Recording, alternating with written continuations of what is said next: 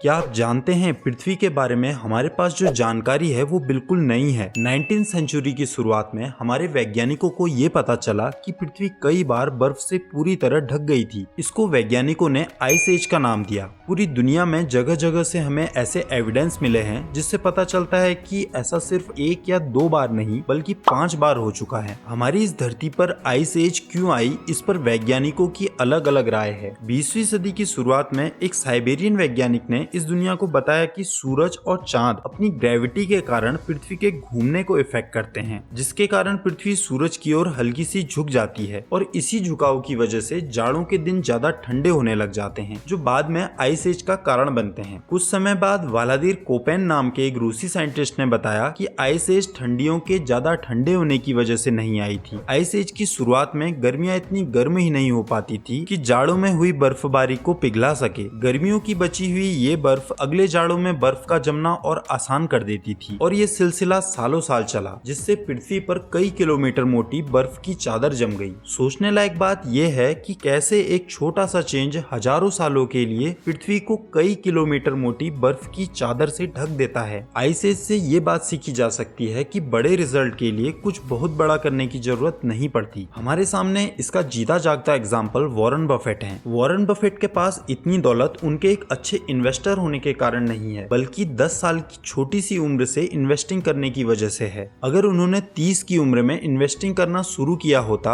और 60 साल की एज में रिटायरमेंट ले लिया होता तो शायद ही किसी ने उनका नाम सुना होता। वॉरेन बफेट अब तक के सबसे अमीर इन्वेस्टर हैं, लेकिन ऐसा नहीं है कि वो सबसे अच्छे इन्वेस्टर हैं। रिटर्न के मामले में जिम साइमंस के सामने वॉरेन बफेट कुछ भी नहीं है। साइमंस ने 1988 से 66% रिटर्न के हिसाब से अपने पैसे को कंपाउंड किया और वॉरेन बफेट ने सिर्फ 22% के हिसाब से। साइमन की नेटवर्थ $21 बिलियन है, जो वॉरेन बफेट से 75% कम है। आप सोच रहे होंगे कि वॉरेन बफेट से 3 गुना ज्यादा रिटर्न कमाने के बाद भी साइमन वॉरेन की तुलना में गरीब कैसे हैं? इसका सीधा सा आंसर है, साइमन ने 50 की एज तक इन्वेस्टिंग शुरू ही नहीं की थी। बफेट की तुलना में उनके पास कंपाउंडिंग के लिए आधे से भी कम समय था। कोई भी पावरफुल रिजल्ट, चाहे वो आइस एज हो या वॉरेन बफेट का अमीर बनना, उसके पीछे का एक ही कारण है, कंपाउंडिंग। वॉरेन बफेट को कंपाउंडिंग के लिए ज्यादा वक्त मिला, जिसके कारण उन्होंने इतना पैसा कमाया। पैसा कमाना तो आसान है, लेकिन अमीर बने रहना उतना आसान नहीं है। अमीर बने रहने का सिर्फ एक ही तरीका है। इसे जानने से पहले 2 ऐसे इन्वेस्टर की कहानी सुनते हैं जो एक दूसरे को नहीं जानते थे, लेकिन 100 साल पहले उनके रास्ते एक दूसरे से टकराए। 1929 में जेसी लिवरमोर दुनिया के जाने माने इन्वेस्टर में से एक थे। उस साल शेयर मार्केट की दुनिया में महामंदी आई थी। एक हफ्ते के अंदर ही अमेरिका के कई इन्वेस्टर्स ने अपना सारा पैसा डूब जाने की वजह से आत्महत्या कर ली थी। लिवरमोर की वाइफ ये खबरें सुनकर डरी हुई थी, लेकिन लिवरमोर जब शाम को घर पहुंचा तो उसने अपनी वाइफ को बताया कि आज उसकी लाइफ का सबसे अच्छा दिन था। एक ही दिन में उसने $3 बिलियन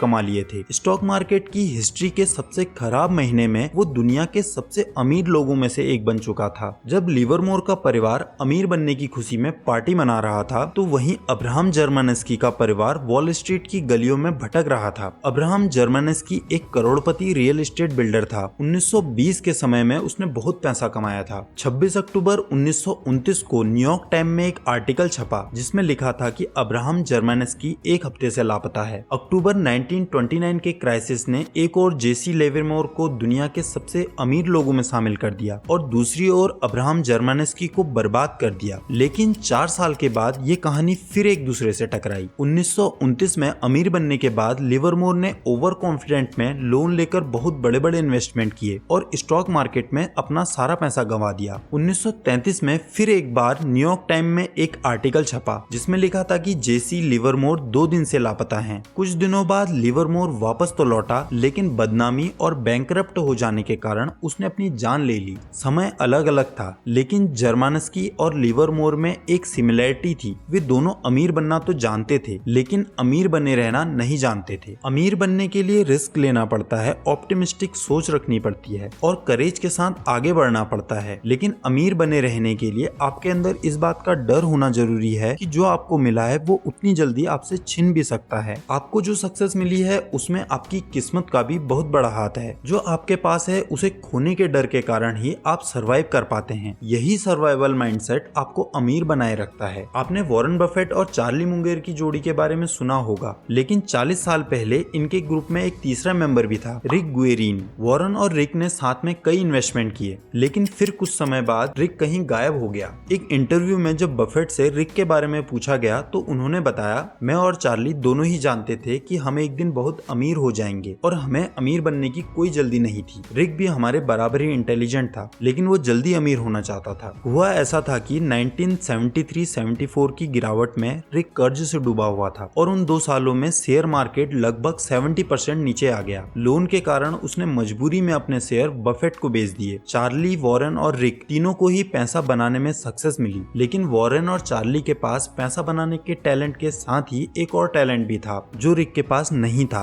अमीर बने रहना। ऐसा नहीं है कि अमीर बने रहने के लिए आपको हमेशा सही होना पड़ेगा। गलत डिसीजन लेने के बाद भी आप अमीर बने रह सकते हो। इसे एक कहानी से समझते हैं। हिंज बर्गुएन 1936 में जर्मनी छोड़कर भागे और अमेरिका जाकर बस गए। अपनी जवानी के दिनों में उन्होंने कोई खास सक्सेस नहीं हासिल की थी, लेकिन 1990 आते आते बर्गुएन दुनिया के सबसे बड़े आर्ट डीलर बन गए। सन 2000 में बर्गुएन ने पिकासो, बाक्स, क्लीज और मैटिसे जैसी महान आर्टिस्ट की पेंटिंग्स 100 मिलियन यूरो में जर्मन सरकार को बेची। इन पेंटिंग्स की मार्केट में कीमत $1 बिलियन से ज्यादा थी। एक अकेले आदमी के पास इतनी सारी रेयर पेंटिंग का होना कोई मामूली बात नहीं है। कोई कैसे जान सकता है कि 50 साल बाद कौन सी पेंटिंग पॉपुलर हो जाएंगी। आप इसे टैलेंट या लक कुछ भी कहें, लेकिन हॉरिजन रिसर्च नाम की इन्वेस्टमेंट फर्म के अनुसार बर्गुएन ने इन पेंटिंग्स को खरीदने में कोई खास दिमाग नहीं लगाया। वे जो खरीद सकते थे उन्होंने खरीद लिया और उसके बाद उन्होंने बस वेट किया। किसी भी आम इंसान की तरह बर्गुएन की खरीदी हुई पेंटिंग्स में से 99% कुछ खास नहीं थी, लेकिन बाकी की 1% पिकासो या बाक्स की पेंटिंग्स थी जो बहुत ही बेशकीमती थी। कोई भी बड़ा या महान इंसान सभी चीजों में सही नहीं हो सकता। बड़ा बनने के लिए आपको बस कुछ चीजों में बहुत बड़ा करना पड़ता है और वही कुछ चीजें आपको सक्सेस दिलाती हैं। अगर आपको अपने अंदर बहुत सी कमियां दिखाई देती हैं तो यह नॉर्मल सी बात है। हर किसी में बहुत सारी कमियां हैं। 1935 तक वॉल्ट डिज्नी 400 से ज्यादा कार्टून बना चुका था। डिज्नी मूवी की प्रोडक्शन कॉस्ट बहुत ज्यादा थी, जिस कारण डिज्नी का पहला स्टूडियो दिवालिया हो गया। लेकिन 1938 में स्नो व्हाइट एंड 7 डॉफ ने सब बदल कर रख दिया। पहले 6 महीने में ही इसने $8 मिलियन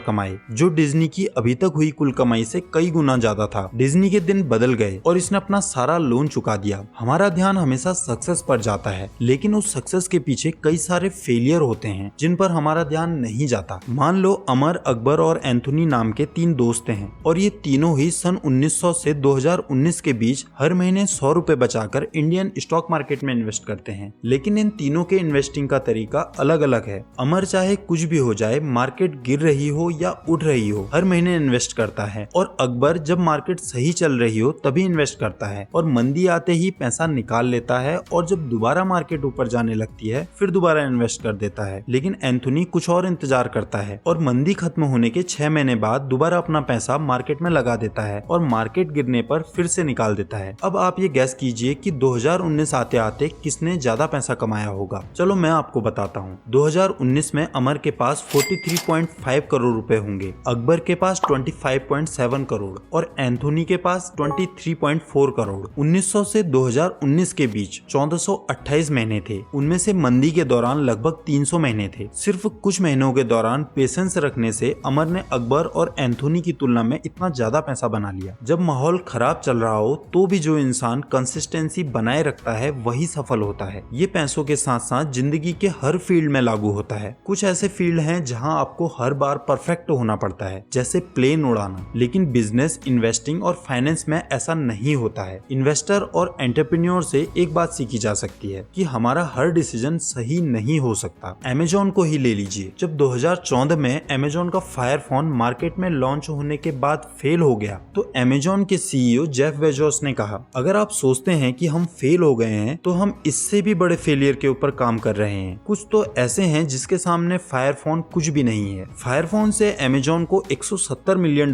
का नुकसान हुआ, लेकिन इस नुकसान की भरपाई अमेजॉन ने अपनी वेब सर्विस से आराम से कर ली होगी, जिससे अमेजॉन खरबों डॉलर कमाता है। आपके कुछ डिसीजन खराब होते हैं तो कुछ अच्छे डिसीजन आपको बचाए रखते हैं। इन्वेस्टिंग में भी कुछ ऐसा ही होता है। वॉरेन बफेट की नेटवर्थ या उनके सबसे बड़े इन्वेस्टमेंट के बारे में जानना आसान है। ये आसानी से इंटरनेट के ऊपर मिल जाएंगे। इन्हीं के बारे में लोग बात भी करते हैं। बफेट ने अपने एक इंटरव्यू में बताया कि उन्होंने अपनी लाइफ में 400 से 500 शेयर अपने पास रखे, लेकिन उनमें से सिर्फ 10 पर ही अपना मैक्सिमम पैसा कमाया। जब हम अपने रोल मॉडल की सक्सेस पर ध्यान देते हैं तो हम इस बात को इग्नोर कर देते हैं कि उनकी सक्सेस उनके किए गए कार्यों के छोटे से भाग के कारण है। इसी वजह से जब हम फेलियर का सामना करते हैं तो हम सोचते हैं कि हम कुछ गलत कर रहे हैं। ये इम्पोर्टेंट नहीं है कि आप सही हैं या गलत, इम्पोर्टेंट ये है कि जब आप सही हैं तो आप कितना पैसा कमाते हैं और जब आप गलत हैं तो आप कितना नुकसान उठा रहे हैं। आप आधे से भी ज्यादा बार गलत होकर भी बहुत अमीर बन सकते हैं या सक्सेस को अचीव कर सकते हैं। अगले वीडियो में हम जानेंगे कि कैसे पैसे हमारी खुशी का कारण बनते हैं। आपको शायद पता नहीं होगा कि हम जिस बुक की समरी बनाते हैं उसका गिव अवे भी करते हैं। इस बुक के गिव अवे में पार्टिसिपेट करने के लिए आपको कुछ नहीं करना, बस कमेंट सेक्शन में ये बताना है कि हमने इस वीडियो में साइकोलॉजी वर्ड कितने बार बोला है। 3000 लाइक होते ही हम इस बुक का गिव अवे करेंगे। फालतू के वीडियो तो आपको यूट्यूब में बहुत सारे मिल जाएंगे, लेकिन आप अपने मंकी माइंड को कैसे ट्रेन कर रहे हैं ये ज्यादा जरूरी है। इसलिए हम अपने चैनल में आपके लिए नॉलेज से भरी हुई वीडियो लेकर आते हैं। ऐसे ही वीडियो देखने के लिए चैनल को सब्सक्राइब जरूर कीजिए। आपके लाइक से हमें वीडियो बनाने की मोटिवेशन मिलती है। आप वीडियो को शेयर भी कर सकते हैं क्योंकि नॉलेज शेयर करने से ही बढ़ती है।